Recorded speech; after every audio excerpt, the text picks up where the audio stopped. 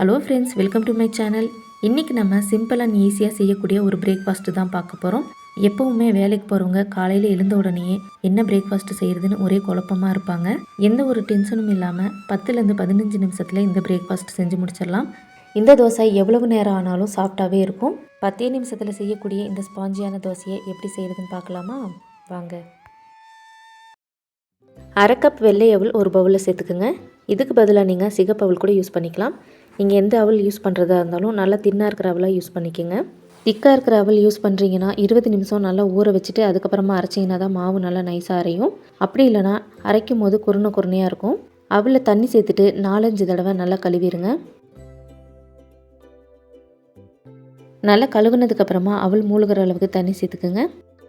இப்போ நம்ம சேர்த்திருக்கிற தண்ணி நல்லா ட்ரை ஆகணும், அது வரைக்கும் ஊற வச்சுருங்க. இந்த அவல் 2-3 நிமிஷத்துலேயே நல்லாவே ஊறிடும்.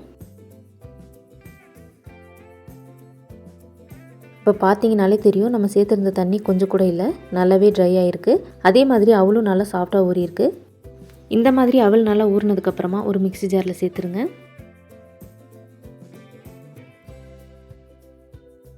அவல் சேர்த்ததுக்கப்புறமா 1/2 டீஸ்பூன் ஜீரகம் சேர்த்துட்டு இது கூடவே 5 டேபிள் ஸ்பூன் தயிர் சேர்த்துக்குங்க. அதிக புளிப்பு இல்லாத தயிர் சேர்த்துக்குங்க. தயிர் சேர்த்ததுக்கப்புறமா இதை நல்லா நைஸாக அரைச்சிட்டு வந்துடுங்க. இந்த அளவுக்கு நல்லா நைஸாக அரைச்சிருக்கணும். இதே ஜாரில் உங்களுக்கு மாவு சேர்த்து அரைக்க முடியும்னா அரைச்சிக்கோங்க. எனக்கு அரைக்க முடியாதனால நான் பெரிய மிக்ஸி ஜார் எடுத்திருக்கேன்.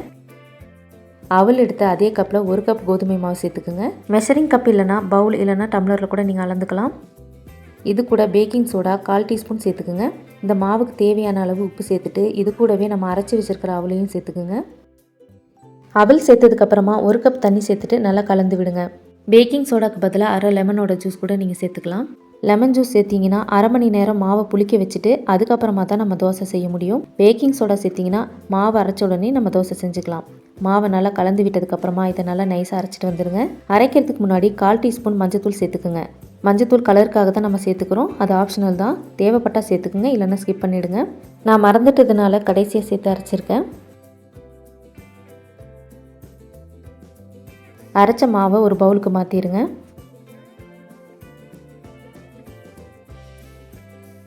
மாவு இந்த அளவுக்கு திக்காக இருக்குது. இந்த மாதிரி இருந்தால் கொஞ்சமாக தண்ணி சேர்த்துட்டு தோசை மாவு பதத்தில் கலந்துக்குங்க.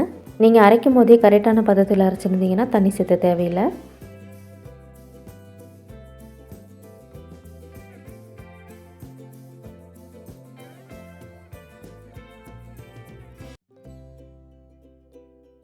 இப்போ நமக்கு தோசை மாவு பதத்தில் இருக்குது.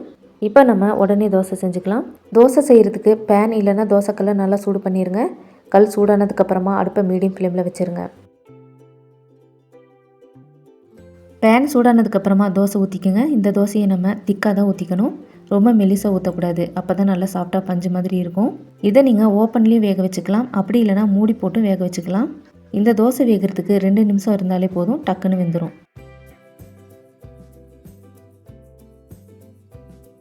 தோசை இந்த அளவுக்கு வெந்ததுக்கப்புறமா நெய்யை கொஞ்சமாக உருக்கிட்டு இதில் சேர்த்துக்குங்க. உங்களுக்கு நெய் பிடிக்காதுன்னா எண்ணெய் கூட நீங்கள் சேர்த்துக்கலாம். நெய் சேர்த்ததுக்கப்புறமா இந்த மாதிரி எல்லா பக்கமும் படுற மாதிரி நல்லா தடவி விடுங்க. இதை நீங்கள் திருப்பி போட்டு வேக வைக்கணும்னு அவசியம் இல்லை, ஒரு பக்கம் வேக வச்சிங்கனாலே போதும். அவ்வளவுதான். இப்போ நமக்கு தோசை ரெடி ஆயிடுச்சு. இதை ஒரு பிளேட்டுக்கு மாற்றிடலாம்.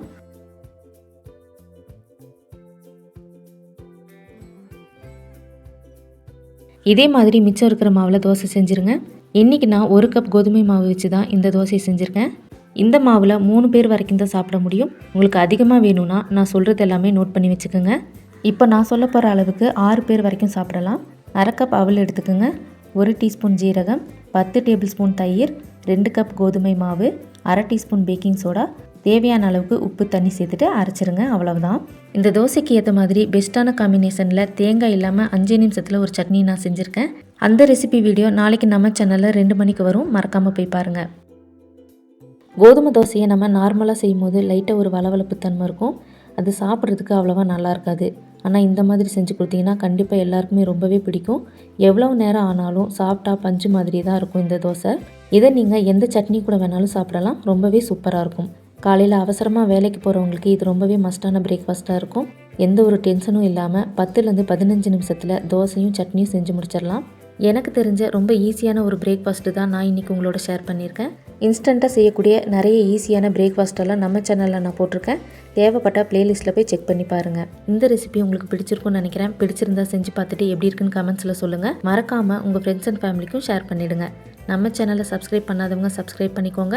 பக்கத்தில் இருக்க பெல் ஐக்கானையும் கிளிக் பண்ணிவிடுங்க. இந்த ரெசிபியில் வர ஒவ்வொரு பொருளோட அளவையும் நான் டிஸ்கிரிப்ஷனில் கொடுக்குறேன். மறக்காமல் செக் பண்ணி பாருங்கள். இவ்வளவு நேரம் நம்ம வீடியோவை பார்த்ததுக்கு ரொம்ப நன்றி. இன்னொரு சூப்பரான இன்ட்ரெஸ்டிங்கான ரெசிபியோட வர வரைக்கும் பாய்.